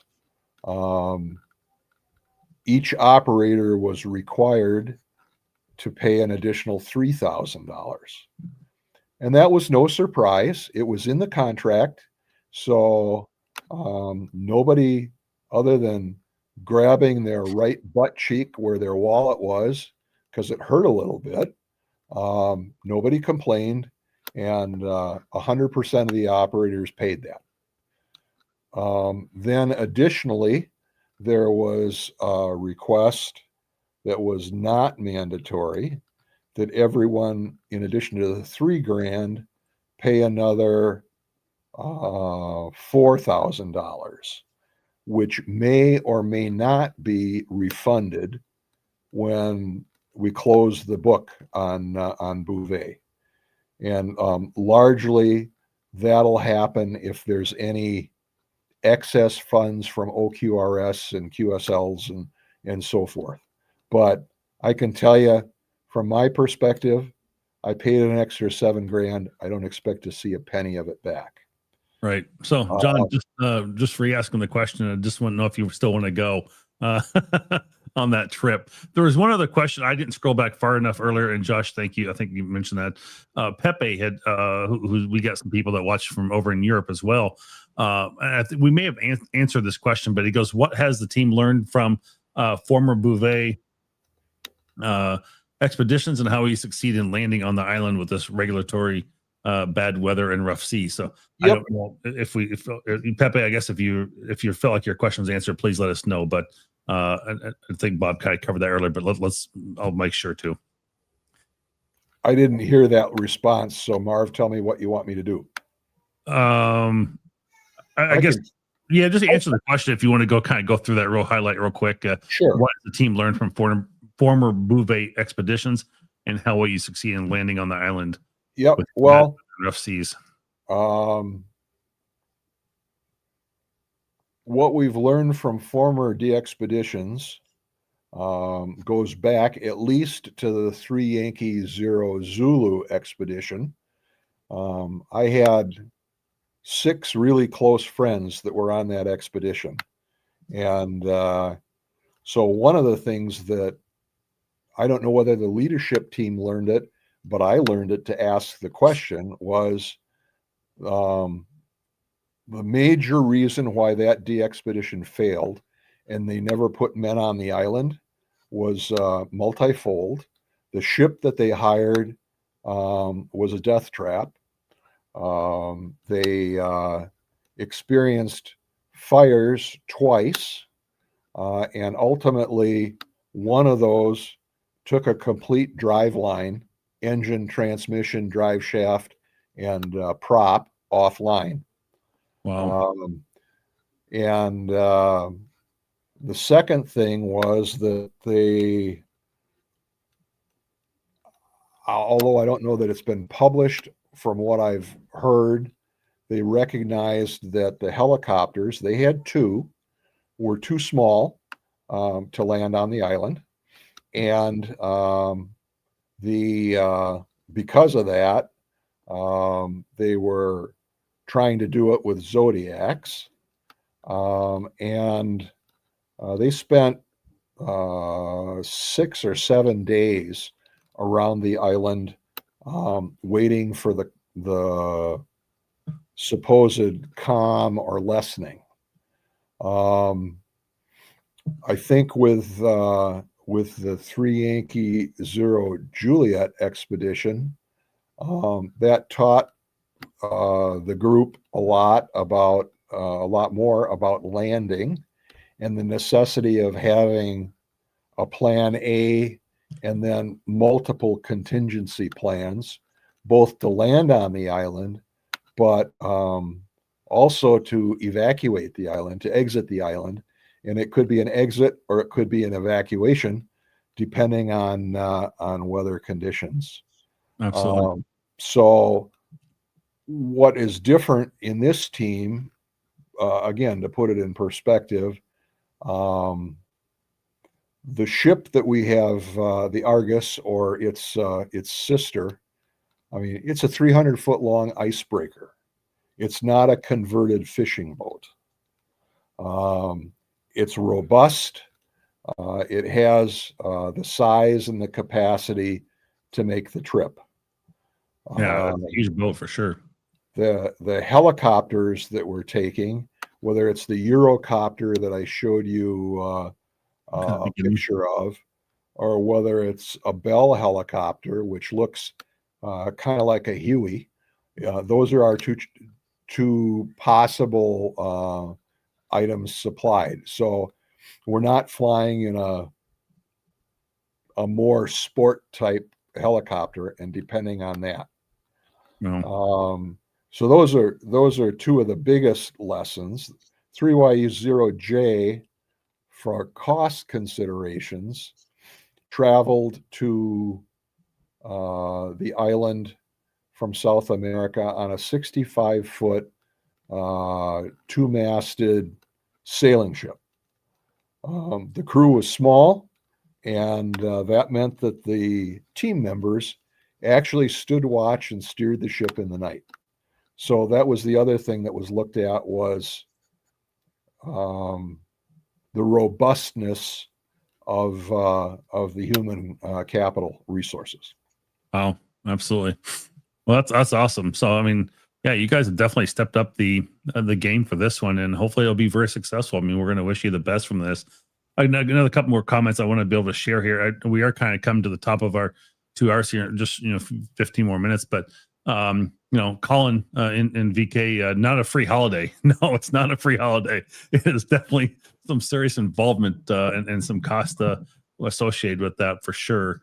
So yeah, I guess my comment there is, a lot of people have the misguided notion that this is a vacation and we quote unquote make money by going.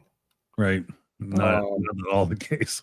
Neither. I mean, to put it frankly, it's going to be really shitty while I'm there. Right.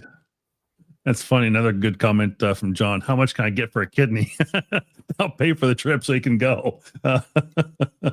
I saw one of the other comments that he has a 5% chance of not needing it anyway. So, right. And then, ham radio with KEOMAD. Now that's what I call an adventure. Absolutely. This is going to be adventure. And, and I think I was referring back to earlier when they were talking about using the Zodiacs to go, from the boat to the island on 3YOJ the first time, but still, either way, it is certainly an adventure and, risky and everything else along the way. So, and then final comment from Pepe again here. Thanks, Bob. You guys are well prepared. I wish good weather and good luck and come safely home with a lot of memories to share with us.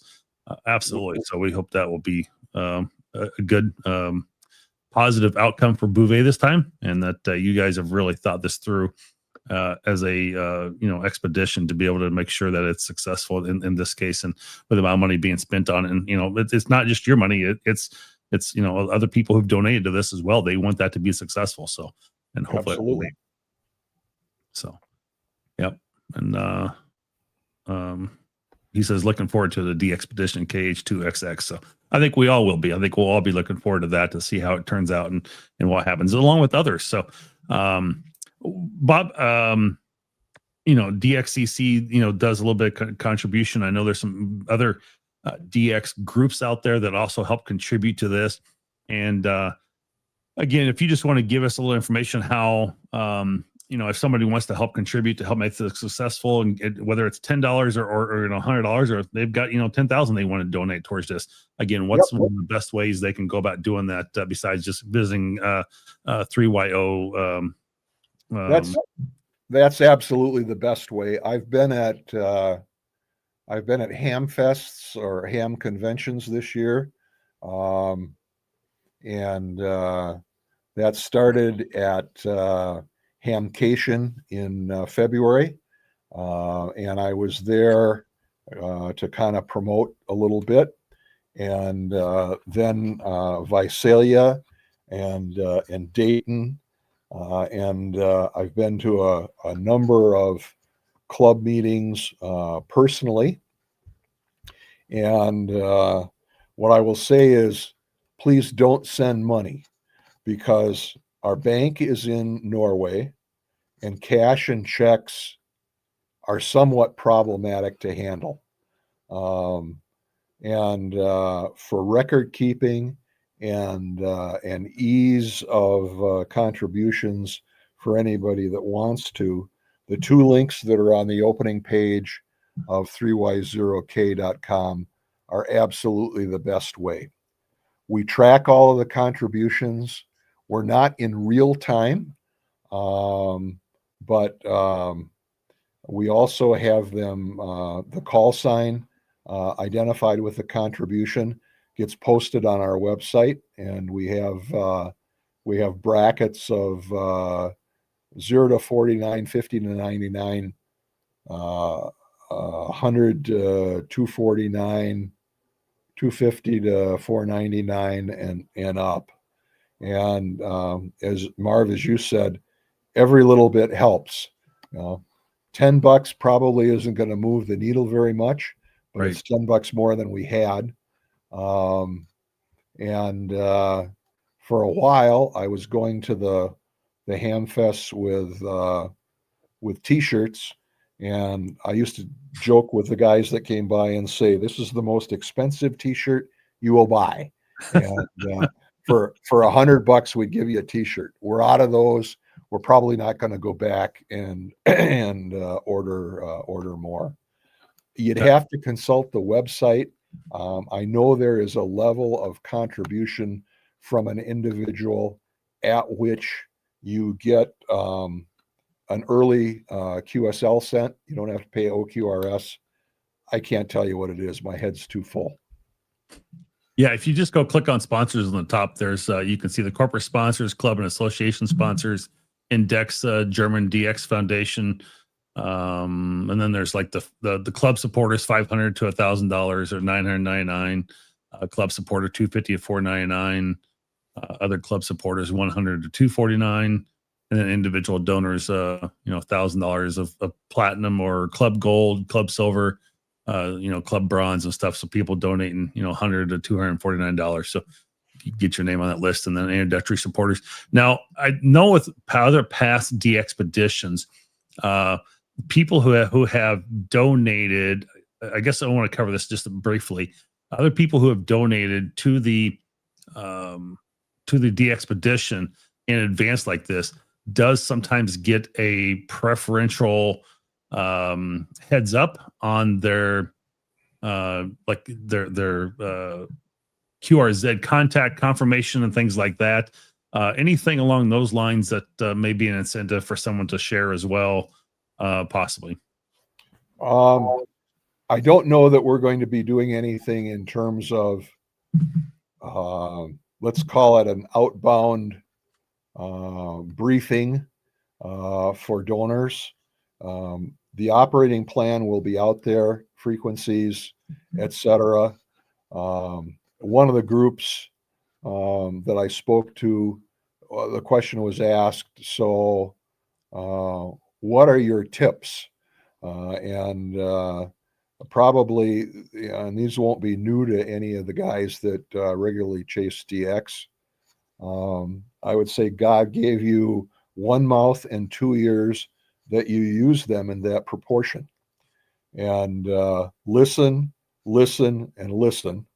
Probably, one of your best sources of information, I think, will be to nose around the FT8 frequencies, because you'll see if there's any copy of Bouvet, and you'll see what regions are copying Bouvet and who are we working.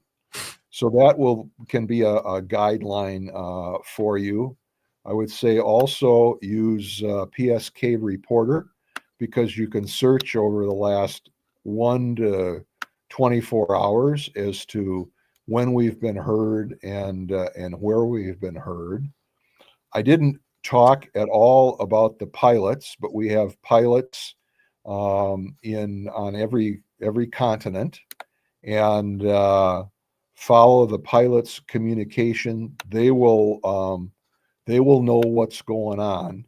You can provide them feedback saying, "Hey, we heard you guys really well, really strongly at 1800 on 15 meters. Try to spend some more time there." And that's also the pilots will also be, I don't want to say telling people, but giving you and us some guidelines on what modes we should be on and when. Very cool. This team is committed to a balanced mode structure. If you look, FT8 is the most popular mode in the world right now. More than 50% of people work FT8. Contacts are made. That's per club log. You can go in and look at it. I, for one, hate FT8. It's boring, and it tests my ability to multitask and stay awake. However, I'm a DXer, and I go where the DX is, and that's where the DX is. But we're committed to the human modes. People have also asked, as was asked before about the logging program, what are you going to use for digital? And I will say it's probably not going to be MSHV, which is most popular in Europe. The reason for that is that MSHV has the capability of set it and forget it and making automatic contacts unattended online. And some programs, award programs, will not recognize that. POTA and IOTA, for one. And we are accepted by all of those other award programs besides W9DXCC, and we're committed to have a human making every contact. That's awesome. That's very cool. Real quick, I want to get Josh in here just for a moment. I know he's kind of need to drop. Probably should have dropped a while back if you're going to be up at the airport at the gate by 5 o'clock. But I just wanted to see if you have any last final words, Josh, before we kind of wrap this up a little bit too. Well, I can't thank Bob enough for coming on, and I cannot wait for this to happen. And I cannot wait. I don't know why I'm looking at the monitor. I didn't look at the camera. I cannot wait for you to come back here in March. I guess it is March, April, something like that. Whenever we can work it out and tell stories. Of course, some of those stories won't be airable. I might get demonetized for that, but I can't wait to hear the stories and that kind of thing. And then the other thing, Marvin is spot on. These guys had a great idea. I think we will do during this DXpedition, we should definitely do a stream and make contact with you guys. That just sounds like a lot of fun. So we'll be working out the logistics for that. But Mom, you climb a tower and put up a. Are we all going to be fighting over Marvin's flex? Yeah, I just need a green heron rotor so I can rotate my rotor down and load my antenna that way. So we just got to fund a green heron rotor in the meantime. I know a great logging program we can all use. Of course. I will say in that regard, I know that there are plans to do some podcast type live stuff. That's above my pay grade, but if y'all are interested in that, let me know and I'll run it up the flagpole and see if we can handle one more group. So you could actually see in real time or close to real time. You got to remember, essentially, the time on Bouvet is GMT, which is 7 hours, I think, ahead, roughly, of where I live. So, it's noon here and it's 7 o'clock there. Okay. But that might be a possibility. We have to do an early stream of some sort. Maybe to figure some of that out. So yeah, Marvin, he serves as my impromptu producer. So you two stay in contact and let's make this thing happen for sure. I love this idea. Yeah, I like it a lot. That's a really cool idea for sure. So I will go ahead and say sayonara to you guys and officially hand the keys over to Marvin, even though he's been in control the whole time. So y'all try to be nice to Marvin. Don't be rough. Y'all behave. Don't make me come out there. I can just do things like this and where'd Dave go? I don't know. Well, I want Dave to remember that on Monday I'll be flying over him most likely. So we'll see if we can make some arrangements on something. But anyway, guys, appreciate everybody watching Ham Shack TV. If you haven't already, hit that like, subscribe button, and jump in the comments, that kind of thing. If you missed if you missed this conversation in full, as soon as this video or as soon as Marvin kills the stream, YouTube will process it and it'll still be available. So you can go back and watch the whole thing. Fantastic content. I will be breaking this up into shorts. You'll see shorts premiering throughout the next 4-ish days from this. So hope you enjoyed the presentation. And next week, make sure you come back. Marvin will still be at the helm. Spooky ghost stories. We're gonna dress this thing up. I've already made a little Halloween background for Marvin there. So y'all come back next Thursday, the day before Halloween, and get the pants scared off of you, but don't go on camera without your pants, please. 7 threes, everybody. I'll see you next week. Marvin, change he's not it gonna be here next week, so it's gonna be Clubhouse and not be Clubhouse. Absolutely, yeah, for sure. Just the only thing I ask is don't get me demonetized. No, we won't. Absolutely. Another couple comments in here. Yeah, the whole world would be looking for this one in the books. The pilots are going to be crazy. Absolutely, I agree. That's going to be the case probably. Another one here. Again, the World Radio League needs a special spotter for this. Maybe Andy, you can put something together for that one. And I thought I had one more in there that was hiding somewhere. I don't see it right offhand, but yeah, I think this is going to be pretty cool, and really looking forward to this as well. This is going to be quite the adventure to go on, and certainly something to be a part of. So, well, we are at our we have 2 hours have just gone by. This has been awesome. I want to say, first of all, thank you for all that have joined this evening, all that have been watching. We've had a great number of people here in the show this evening. All your guys' questions, your comments, they've just been absolutely just fabulous, and really appreciate you being active and taking part in that chat, because without you, we can't make this show happen. So we definitely appreciate you guys watching and being part of this and being with us.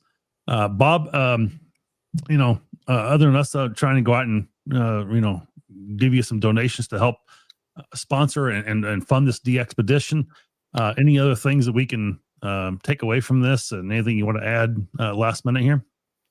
Get on the air, be patient, and have a good time. DX is. Perfect.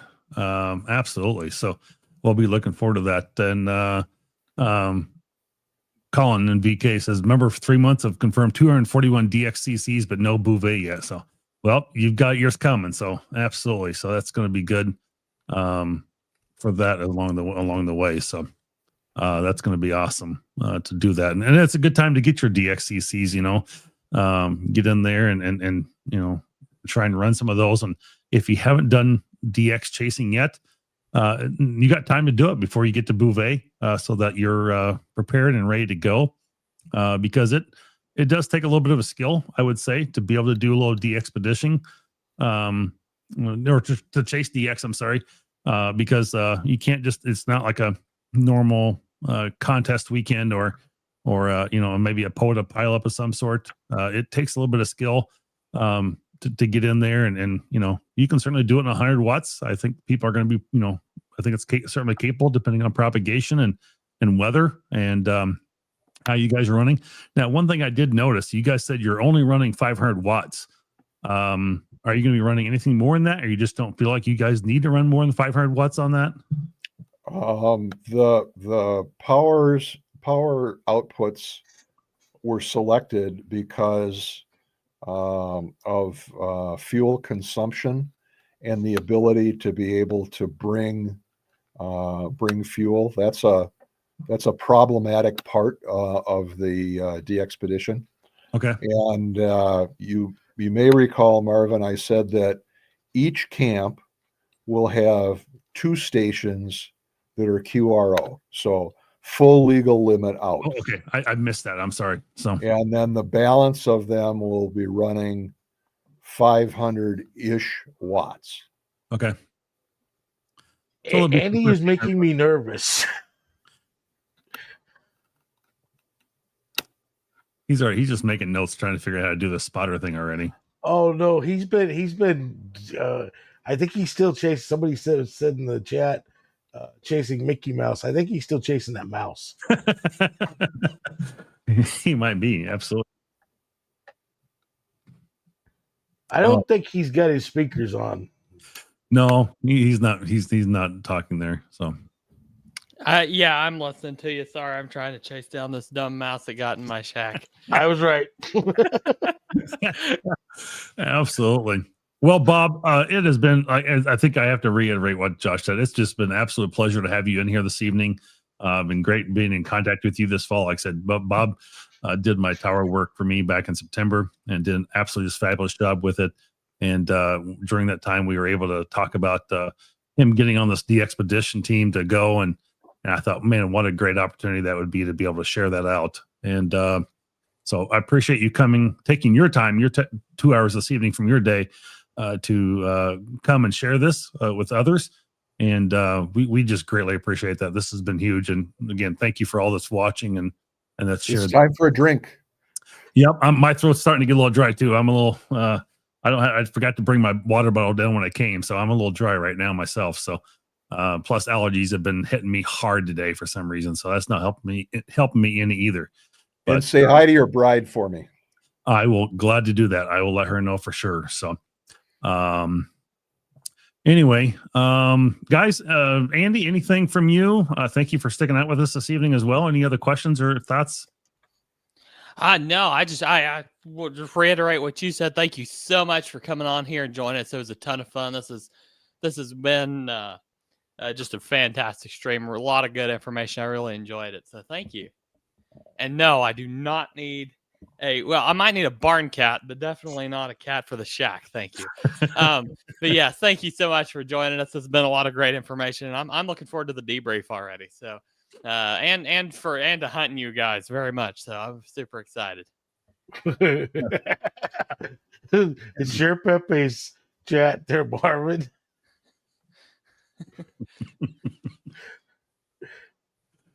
Yeah. Guys, I'm going to go ahead and drop. I'll let you guys wrap it on up, but great seeing y'all tonight. Have a great evening. Hey, Andy, I'll text message you the brief for next week real quick. So, okay. I'll send you a message. So, yeah, you can shoot it to me. Absolutely. I will. 7-3, guys. Right. Dave, any questions or other thoughts or lasting comments here before we shut this down? No, I think most of the questions were answered. Try to get most of the streams. Looking forward to hopefully everything goes right so they can land and we can chase Bouvet Island. Absolutely. And you said can be done with 100 watts. Oh yeah, it can definitely be done with 100 watts. Do most of my contacts with 100 watts, but I will say, it wasn't really talked about. If you're new in the chat and new to ham radio, remember when you're going chasing these DXpeditions, they do run split. It won't be straight normal channel. They always run split, so pay attention to that. Yep, absolutely. That's very true. Yeah, and my last thought, piggybacking on that, Dave, is, you got to understand the sense of pace. Mm-hmm. And I said before, it's all about rate.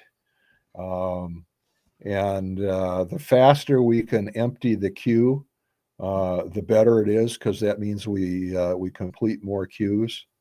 So for the little pistols and the average guy, the 100 watts with a tri-bander or wires and that sort of thing, don't get frustrated when you don't get through right away, because you won't. You won't. It's just not realistic for you to expect that. I think maybe our mission is going to be to knock all those big guys out of there so that we get to a point where it's kind of the rest of the world. And then we'll be able to pick you out. Just stay at it. There's tricks to it too. Yep. Because, like I said, most here in my shack now, and I've been a ham for 31 years. I only run 100 watts here, and there's a lot of guys that are going full QRO and these big major pileups, and I get to break the pile up with these guys running 1500 watts with 100 watts. So there's little tricks you can do. Everybody thinks it's the power. Power is nice, but it's all your antenna. That's where everything's at. Yep.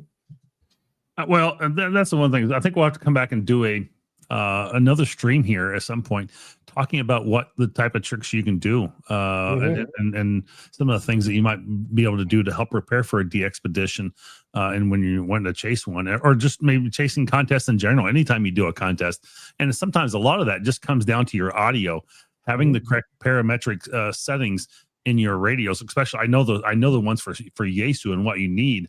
That can help out a lot. So maybe we'll just do another episode on that and just talking about what it takes to prepare for a contest and things like that. That'd be very interesting. So it might be a good one because you can slide off a couple KCs too. Yeah. And that changes your tone completely, the pile up. And I don't know how many times I've broken pile ups like that. And as soon as they call my call sign, I go right back up to the frequency they're on. Yeah, I think it's a lot of times it's my deeper voice and audio that I have set in my radios that just makes a huge difference in busting through sometimes. So absolutely. So that's just one of the tricks that I use myself. So anyway, I'm going to put you guys backstage real quick and we'll wrap this up and get this going. So anyway, we'll see you guys in just a minute here in the backstage here.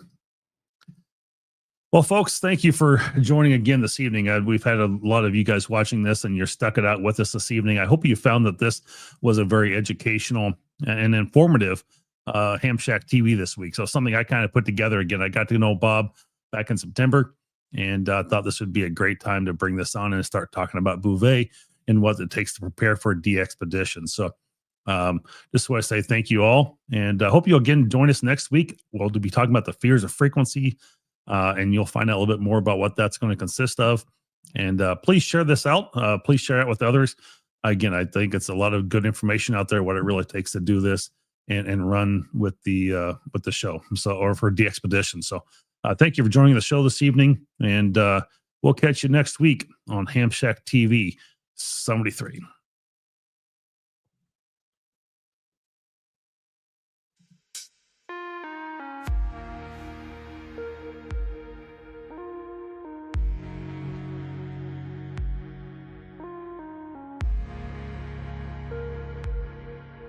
All right, I'm going to do it.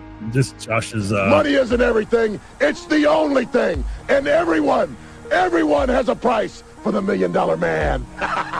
All right, money isn't everything. So we didn't have a super chats or anything this week, but we've got to play it as usual going out. It's great to have. So anyway, thank you guys for watching. Have a great one. And again, we'll catch you next week. Have a good week.